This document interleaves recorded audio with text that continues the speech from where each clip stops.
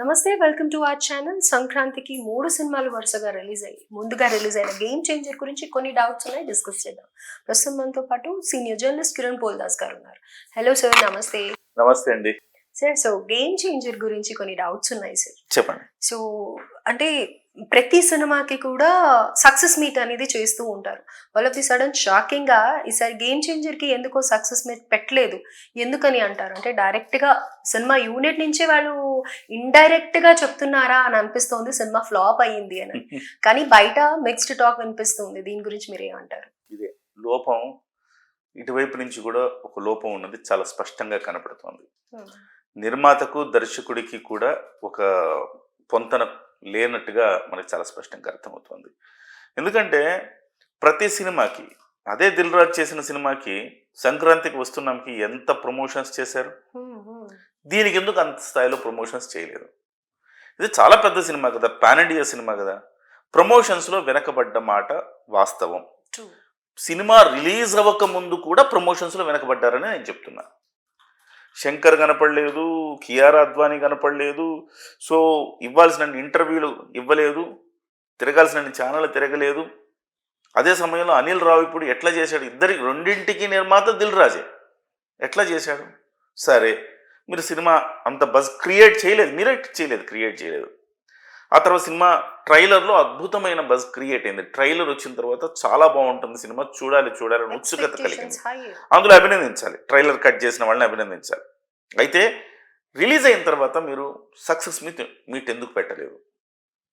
ఇప్పుడు మీరు ఎవరైతే మీ సినిమాని నాశనం చేయాలి, కిల్ చేయాలని భావిస్తున్న శక్తులు ఉన్నాయో వాటన్నిటికీ ఊతం ఇచ్చినట్టు కదా. మీరు మొదటి రోజు కలెక్షన్స్ 186 crores అని చెప్పారు.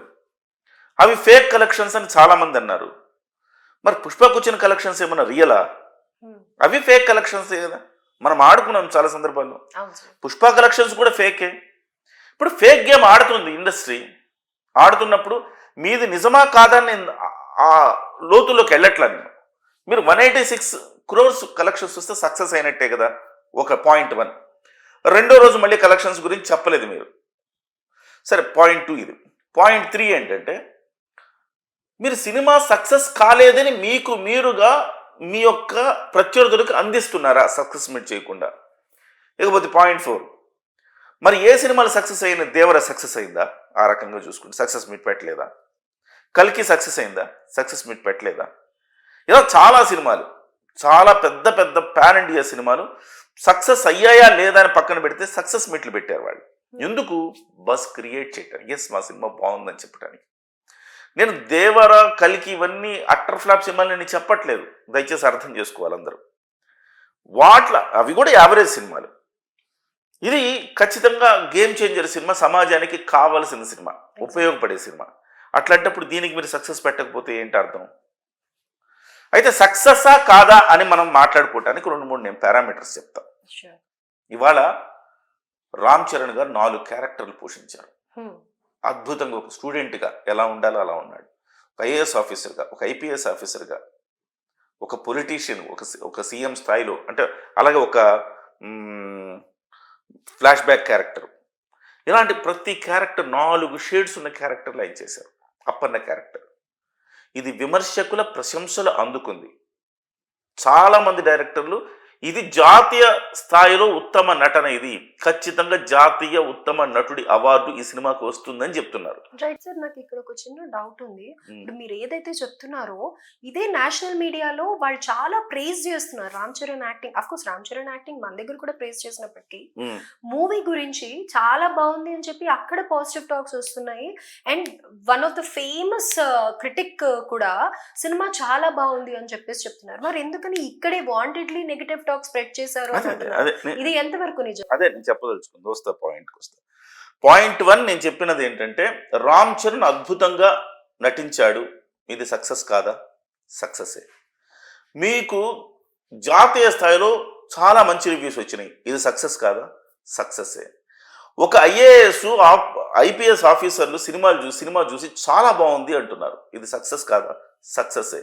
చిరంజీవి గారు ఢిల్లీ వెళ్ళి తిరిగి వస్తున్న సందర్భంలో పోలీస్ ఆఫీసర్స్ 2-3 మీ అబ్బాయి చాలా మంచి సినిమా తీశాడు సార్, చాలా బాగుంది సార్ సినిమా అని చెప్పేసి మా గౌరవాన్ని పెంచారు సార్ ఈ సినిమా ద్వారా అని చెప్పారంట. ఇది సక్సెసే. నార్త్లో ఐఏఎస్ ఆఫీసర్స్ సినిమా చూస్తున్నారు స్వయంగా కుటుంబంతో వెళ్ళి, అది సక్సెస్ కాదా? అలాగే ఢిల్లీలో అక్కడ ఢిల్లీ బీజేపీ అధ్యక్షుడు పిల్లలందరినీ తీసుకెళ్లి గేమ్ చేంజర్ సినిమా చూపించాడు ఉచితంగా వాళ్ళందరికీ. ఇది సక్సెస్ కాదా? ఇవన్నీ సక్సెస్లే కదండి. ఒక సమాజాన్ని మార్చగలిగిన సక్సెస్ వచ్చిన సినిమా ఇది. మరి ఇన్ని సక్సెస్ల మధ్య మీరు సక్సెస్ సెలబ్రేషన్స్ చేసుకోకపోతే అర్థమేముంది? సరే అండి, ఇక్కడ ఒక డిసప్పాయింటెడ్ వర్షన్ కూడా ఏంటంటే, శంకర్ గారు ఒక తమిళ్ స్టేజ్ మీద like cinema half of the movie edit చేయడం జరిగింది 5 hours వచ్చినందువల్ల నిడివి వల్ల అనేసి అని అంటున్నారు. అది కూడా చాలా మందికి డిసప్పాయింటెడ్ గా ఉంది. అంటే ఆయన కూడా అక్కడ తన మీదే వేసుకున్నట్టుగా అనిపిస్తోంది అని అంటున్నారు. ఇక్కడ ఫ్లాస్ లేవు ఈ సినిమాలో అనలేదు, ఫ్లాస్ ఉన్నాయి కొన్ని సినిమా. ప్రతి సినిమాలో ఫ్లాస్ ఉంటాయి. ఢాకులో లేదా ఫ్లాస్? సంక్రాంతికి వస్తున్నాం లేదా ఫ్లాస్? నాకు సంబంధించి నా బంధువులు మిత్రులు నాకు సినిమా చూసిన తర్వాత, సంక్రాంతికి వస్తున్నాం సినిమా చూసిన తర్వాత నాకు చెప్తున్నది ఏంటంటే, చాలా క్లీన్ మూవీస్ ఉంటాయి వెంకటేష్, ఇందులో చాలా డబుల్ మీనింగ్లు రకరకాలు ఉన్నాయి, అవన్నీ పట్టించుకోకపోతే మంచిగా ఎంటర్టైనింగ్గా ఉంది సినిమా. బట్ దీంతో కంపేర్ చేస్తే గేమ్ చేంజర్ చాలా క్లీన్ మూవీ అని చెప్తున్నారు. ఈవెన్ వెంకటేష్ గారి సినిమాతో పోలిస్తే కూడా clean movie. Exactly sir. Even ఫ్యామిలీతో పండక్కి వెళ్తున్నాము అంటే పిల్లల్ని పక్కన కూర్చోబెట్టుకొని, ఇప్పుడు మొన్నటి వరకు పుష్ప 2 తో అందరు ఏమన్నారు, ఇలాంటి సినిమాలు చూపిస్తామా, మరి అలాంటప్పుడు now this is the exact movie which we can sit and enjoy along with the family. తర్వాత ఈ ఫ్యామిలీస్ అన్నారు కాబట్టి ఇంకో పాయింట్ కూడా చెప్తా. సో ఒక తల్లిదండ్రులు సినిమాకి తీసుకెళ్ళి, మీరు రివ్యూస్ లో కూడా చాలా రివ్యూస్ లో చూడండి, మా పిల్లాన్ని తీసుకెళ్ళి చూపించానండి గేమ్ చేంజర్, చాలా బాగుందండి. సో ఇవాళ ఉన్న రోజుల్లో నువ్వంటావా ఊ కొడతావా లేకపోతే దెబ్బలు పడతాయో ఇలాంటి పాటలు ఉన్న సినిమాలు, ఇలాంటి వల్గారిటీ ఉన్న సినిమాలకి వెళ్ళలేకపోతున్నాము ఫ్యామిలీతో కలిసి. కానీ ఇది ఫ్యామిలీతో కలిసి చూడగలిగిన సినిమా అని చెప్పారు. సక్సెస్ కాదా? తమ పిల్లలు ఈ సినిమా చూపిస్తే ఒక ఐఏఎస్ ఐపీఎస్ ఆఫీసర్ అవుతారు, అంత ఇన్స్పిరేషన్ వస్తుంది సినిమా చూపిస్తా అని చెప్పి పిల్లల్ని తీసుకుపోతున్నారు, అది సక్సెస్ కాదా? సో ఇన్ని సక్సెస్లు, ఐఏఎస్లు ఐపీఎస్లు అలాగే పేరెంట్స్ ఇంతమంది పొగుడుతున్న ఈ సినిమా సక్సెస్ కాదని ఎందుకు అనుకోవాలి? మరి సక్సెస్ మీట్ ఎందుకు పెట్టలేదు మీరంటే, నాకు కనపడుతుంది ఒకటి, మీరు చెప్పారు కదా ఇంతకుముందు గేమ్ చేంజర్ ఈ శంకర్ గారు కూడా ఇలా మాట్లాడారనేసి. శంకర్ గారికి దిల్ రాజుకు మధ్య సమన్వయం లేదని స్పష్టంగా కనపడుతోంది. ఇద్దరి మధ్య ఒక కొంత డిఫరెన్సెస్ ఏదో వచ్చినట్టు కనపడుతుంది. ఆయన అనొచ్చు 5 గంటల సినిమా తీశాను అంతా కట్ చేశాను, 5 గంటల సినిమా ఆడుతుందా? అటువంటిప్పుడు మీకు ఒక అవగాహన ఉండాలా. ఫస్ట్ హాఫ్ వరకు ఏదైతే ఫస్ట్ హాఫ్లో ఒక గూస్ బంప్ సీన్ వస్తుంది, అక్కడ వరకు చేసేసి దాన్ని ఒక సినిమాగా ఫస్ట్ హాఫ్గా పెట్టేసి సెకండ్ హాఫ్ వేరేగా పెట్టుకోండి.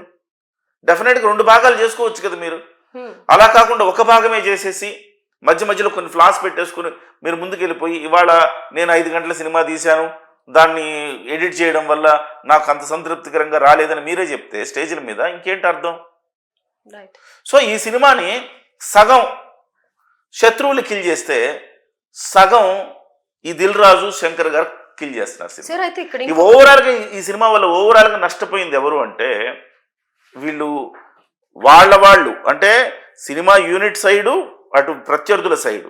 ఎంత దారుణం అండి ఈ సినిమాని, బీభత్సంగా సినిమాని బస్సుల్లో వేస్తున్నారంట, సంక్రాంతి బస్సుల్లో సెంచరీ ప్రింట్లు వేస్తున్నారంట, వాడెవడో విశాఖపట్నం లోకల్ టీవీలో వేశాడంట.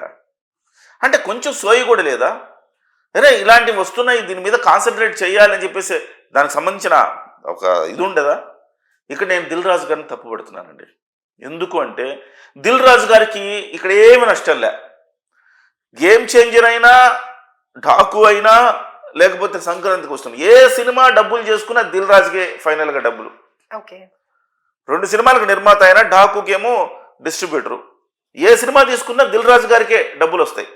కాబట్టి ఆయన నష్టపోయేది సార్. ఇప్పుడు డబ్బులు వస్తాయి సరే, అంత పెద్ద గ్లోబల్ స్టార్ అయిన రామ్ చరణ్ పడుతుంది కదా. అదేనండి నేను అంటుంది, ఆయనకే నష్టం లేదు, డబ్బులు వస్తాయి. శంకర్ గారు అవుట్డేటెడ్, ఆయనకేముంది ఈ సినిమా రిటైర్ అయిపోతారు. ఆయన గ్లోబల్ స్టార్ అనబడే రామ్ చరణ్ ఇవాళ ఎంత మంచి పేరు తీసుకున్నాడండి జాతీయ స్థాయిలో.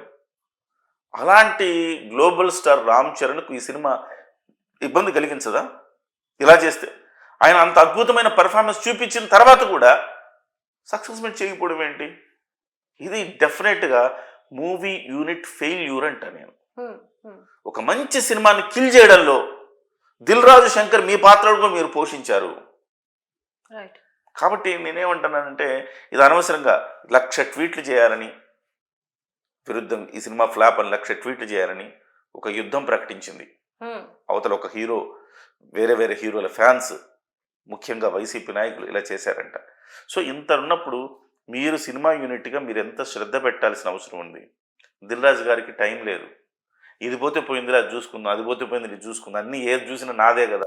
సరే, ఇప్పుడు ఏదైతే మీరు దిల్ రాజు అన్నారో, శంకర్ గారు ఇండియన్ 2 మూవీ గురించి వేరే మూవీస్ చేస్తూ ఇటు ఈ సినిమా మీద కూడా కాన్సన్ట్రేట్ చేశారని, at the same time Dil Raju గారు కూడా ఈ 2 మూవీస్ పెట్టుకొని గేమ్ చేంజర్ ని పెట్టుకోవడం వల్ల కూడా కాన్సన్ట్రేట్ Definitely. చేయలేకపోతున్నారు అని. మరి డెఫినెట్ అలాంటప్పుడు ఒక పెద్ద స్టార్ తో చేస్తున్నప్పుడు వాళ్ళు అంత కాన్షియస్ గా ఎందుకు లేరు అనేది ప్రజల్లో నుంచి కూడా, ఐ మీన్ ఫ్యాన్స్ లో నుంచి కూడా చాలా వ్యతిరేకం వస్తుంది. డెఫినెట్గా రామ్ చరణ్ గారు ఇలాంటివన్నీ దృష్టిలో పెట్టుకోవాల్సిన అవసరం ఉంది. ఒక మంచి టీం దాంట్లో ముందుగానే కియారా అద్వానీ ఎక్కడండి ఒక ప్రమోషన్ లో ఉందండి, లేదు. చూడట్లేదు. అవును, ఎక్కడ కూడా మనం కనీసం ఇలాంటి వాటిలో జాగ్రత్త తీసుకోవాల్సిన అవసరం ఉంది. ఇకనైనా శంకర్ గారు చేయాల్సిన డ్యామేజ్ ఆయన, దిల్ రాజు గారు చేయాల్సిన డ్యామేజ్ దిల్ రాజు గారు చేశారు. బట్ పోయేదేం లేదు. ఇవాళ ఈ సినిమా సమాజానికి ఉపయోగపడే సినిమా, సమాజం చూడాల్సిన సినిమా. ఈ మెసేజ్ వెళ్ళాలి ప్రతి ఒక్కళ్ళకి. ఈ మెసేజ్ తీసుకెళ్లడంలో సినిమా యూనిట్ సక్సెస్ కాలేదనేది నా బాధ. ఎగ్జాక్ట్లీ. మరి చూద్దామండి. ఇప్పటికైనా నేనేమంటున్నానంటే ఇవాళ ఏదో 5 రోజుల కలెక్షన్ మీద ఒక పోస్టర్ రిలీజ్ చేస్తారంటున్నారు. చూద్దాం, పోస్టర్ రిలీజ్ చేస్తారేమో. అలాగే సక్సెస్ మీట్ ఏమన్నా ఇవాళ రేపట్లో పెడతారేమో, రేపట్లో అనౌన్స్ చేస్తారేమో చూద్దాం.